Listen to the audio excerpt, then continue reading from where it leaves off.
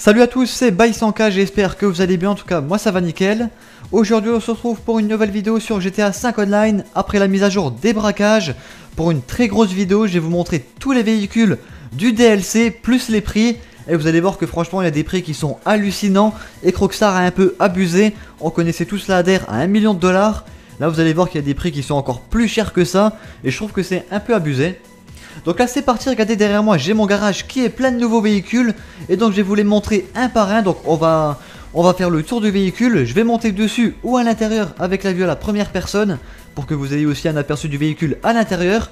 Et que vous sachiez quoi acheter par la suite.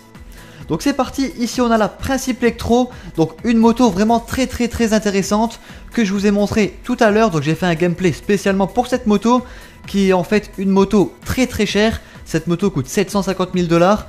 Et en fait elle a un petit, on va dire un petit secret, un petit bonus. Elle a un petit boost en fait qui est vraiment très intéressant. Je vous invite à aller regarder l'ancien gameplay donc, que j'ai mis tout à l'heure pour en savoir plus. Ensuite ici on passe à la Lampadati Casco. Ici je rentre dans le véhicule, pareil je vais mettre la vue à la première personne pour vous montrer un peu l'intérieur du véhicule.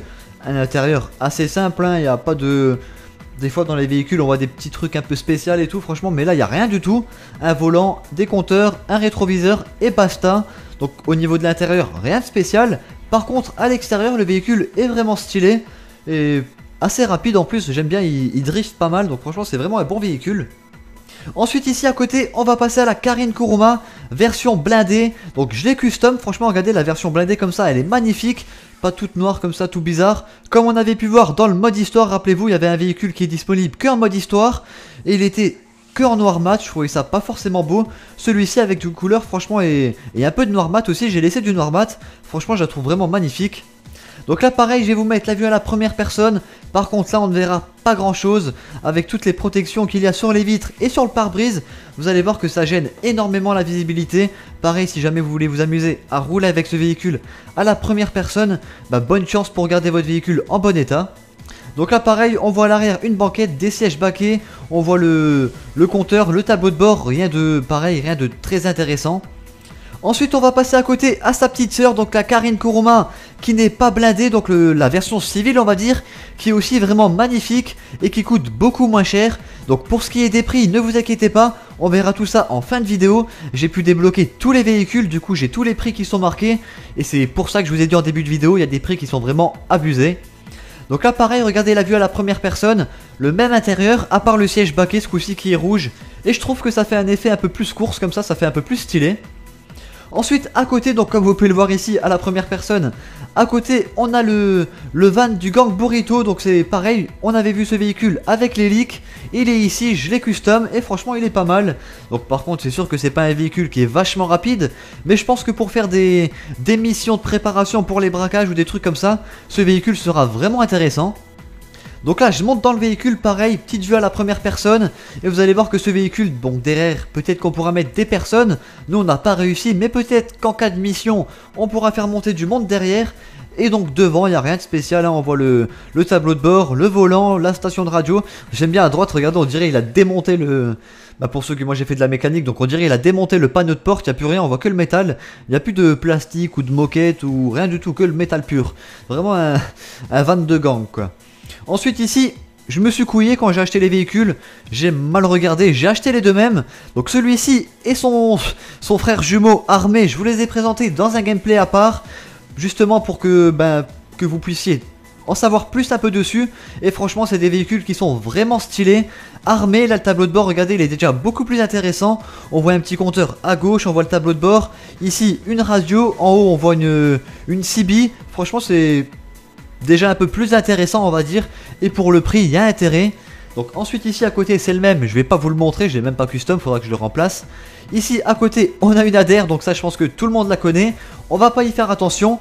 Ici on a le Guardian, donc celui-ci aussi est vraiment monstrueux, vraiment très imposant. Avec les gros pots d'échappement comme ça, les gros repose-pieds, les gros pneus, le gros capot, franchement il Il y aura vraiment moyen de faire de bons trucs avec. Donc c'est parti, pareil, je monte à l'intérieur et je me mets à la première personne. Et ici on peut voir déjà donc le compteur, il est digital, donc c'est pas un compteur avec une aiguille. Poste de radio, ici on voit un petit collier sur le rétroviseur. C'est ça que j'aime bien, c'est les intérieurs des voitures, c'est jamais les mêmes. Et c'est ça qui est vachement cool, de retrouver un peu des différences comme ça, de voir qu'ils sont cassés la tête à faire quelque chose et c'est vraiment stylé.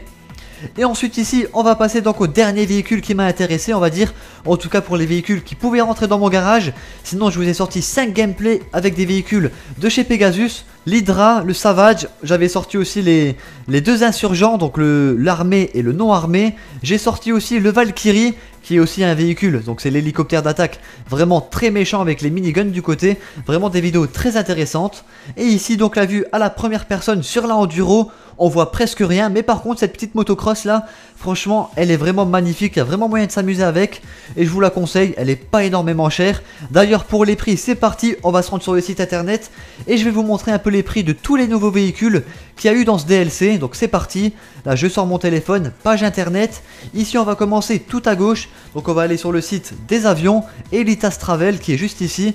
Et oui, donc on a un nouvel avion, on l'avait vu dans les leaks, c'est le nouveau Velum avec 5 places à l'intérieur qui coûte quand même 995 000 $.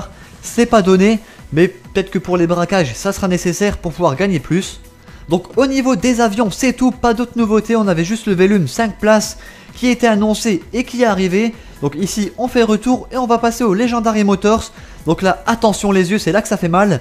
Ici on peut voir la Casco qui coûte 680 000 $, ce qui est quand même assez cher. Le véhicule n'est pas non plus magnifique, c'est un véhicule qui est assez âgé.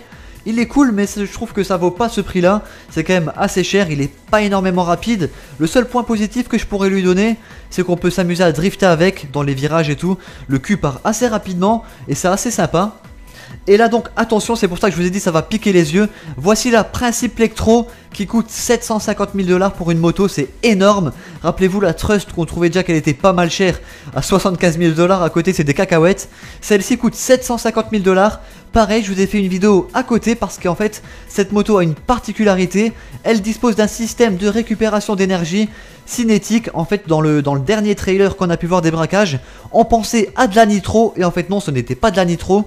C'est la particularité en fait de cette moto qui lui permet d'avoir un petit boost qui se recharge au fur et à mesure. Ensuite au niveau donc du Legendary Motors, pas d'autres nouveautés. C'est quand même pas mal, hein, ça, au niveau du portefeuille ça va faire mal d'acheter juste ces deux véhicules.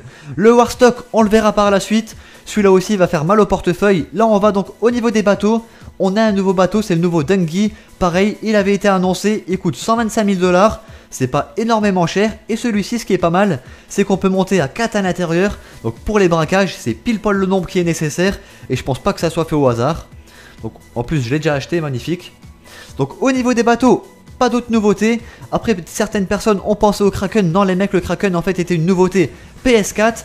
Donc si vous êtes passé sur PS4 juste avant la mise à jour des braquages, ce n'est pas une nouveauté des braquages. Ensuite ici sur le site des véhicules, on a énormément de nouveautés. Donc le Vapid Guardian, la Dinka Enduro qui coûte 48 000 $. Donc c'est la cross que je vous ai dit franchement qui était vraiment pas mal.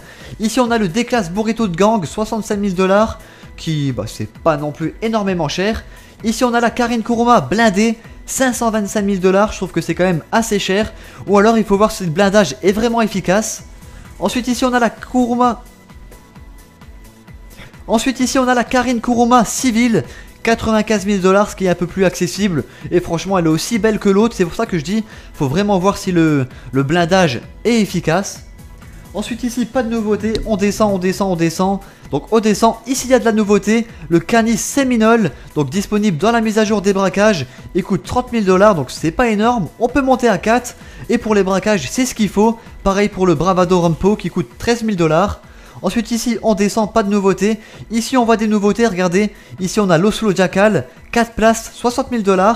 À côté on a la Ubermacht Oracle XS, 82 000 $ et 4 places. Donc si vous faites un peu attention, on peut voir que tous les véhicules de braquage qui nous donnent, et il y a 4 places. Regardez pareil pour la Benefactor Shafter, 4 places. La Cheval Surge, 38 000 $, 4 places. C'est vraiment des véhicules qui sont faits pour les braquages. Là ensuite on descend, pas de nouveauté. Ici on voit un 4x4, 4 places, le Bravado Grizzly, 29 000 $, disponible dans la mise à jour des braquages. Et ici on a le Landstalker 58 000 $, pareil 4 places, un 4x4 spécialement fait pour les braquages. Donc avec ça franchement on a assez de choix pour choisir quelque chose pour les braquages. Et là ensuite une nouvelle moto, la Principe Nemesis, qui est en fait on va dire une copie de la Principe Electro, beaucoup moins chère mais sans le petit bonus de vitesse. C'est pour ça qu'elle est beaucoup moins chère. Et voilà, donc on arrive à la fin de cette vidéo. Vous connaissez tous les véhicules de cette mise à jour, vous connaissez tous les prix. C'est vrai qu'il y en a qui sont énormément chers. Et on n'a pas fini, regardez, on va encore aller chez Warstock. Et c'est là le plus hallucinant, donc c'est parti. Warstock, attention les yeux.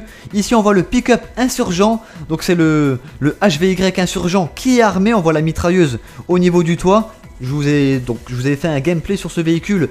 Et je l'ai accompagné donc du insurgent qui n'était pas armé. Et franchement c'est vraiment des beaux véhicules. Petit point positif, c'est que le insurgent qui n'est pas armé, on peut le mettre dans le garage. Comme je vous ai montré, c'était le véhicule qui était en or dans le garage, mais il coûte quand même 675 000 $. Et celui qui est armé coûte 1 350 000 $. Donc ils sont vraiment pas donnés. Ensuite ici à côté on a l'Hydra. Donc c'est sûr à côté tous les autres sont des cacahuètes. Celui-ci l'Hydra, ils ont abusé quand même. 3 millions de $, c'est pas donné. À mon avis, ceux qui ne font pas de glitch ou quoi vont galérer à économiser cette somme d'argent. Ou alors les braquages, on va devoir bien les tartiner. Ensuite je descends et ici on voit le Carine Technical qui est juste ici. Pick-up armé, 950 000 $. C'est pas donné. Un Carine Rebelle avec une mitrailleuse à l'arrière. Franchement c'est quand même pas mal. Je vous ai dit dans le mode online, d'ici une semaine, allez 2 semaines, quand les gens auront vraiment beaucoup d'argent et qui pourront investir des véhicules en mode online, ça sera vraiment un gros bordel. Là ensuite à côté on voit le Valkyrie, 2 850 000 $, c'est pas donné, mais franchement cet hélico est vraiment magnifique. Il y a des miniguns pour les passagers à l'arrière et pour répondre aux personnes. Donc j'ai dit que le conducteur, le pilote ne pouvait pas tirer et des personnes m'ont répondu mais t'es un connard ou quoi, il y a une mitrailleuse juste devant, c'est pourquoi. Ben sachez que le pilote ne peut pas tirer, seul le passager et les membres à l'arrière peuvent tirer avec les miniguns. Le pilote lui ne sert qu'à piloter, donc c'est pour leur répondre. Ensuite ici on a le Mule, 32 000 $, on l'avait vu avec les leaks. À côté on a le Boxville, pareil 45 000 $, ce qui est pas énorme. Et pour les braquages à mon avis ça sera nécessaire. Ensuite ici on a le Mesa qui est maintenant disponible à la vente, 87 000 $. Ensuite ici on a l'hélicoptère de combat, le Savage, 1 950 000 $. C'est pas donné, un peu moins cher que l'Hydra. Et celui-ci au moins vous pouvez monter avec vos 4 potes et vous amuser à tirer partout. Donc je trouve que c'est un peu plus amusant. Ensuite ici regardez un peu plus bas, ils nous ont mis le bus pénitentiaire. Donc par contre il coûte 550 000 $, c'est pas donné. Mais ce qui est vraiment pratique avec ce bus, regardez à combien on peut monter à l'intérieur, jusqu'à 11. Donc franchement il y aura vraiment moyen de faire des bons trucs avec ça. Et voilà, donc maintenant vous connaissez tous les prix, tous les véhicules qu'il y avait dans ce DLC des braquages. J'espère que cette vidéo vous aura vraiment fait plaisir. N'hésitez pas à lâcher un petit pouce bleu si c'est le cas, ça me fera vraiment plaisir. Et n'hésitez pas à vous abonner si c'est pas déjà fait. Moi je vous dis à tous bonne soirée, bon game et ciao tout le monde.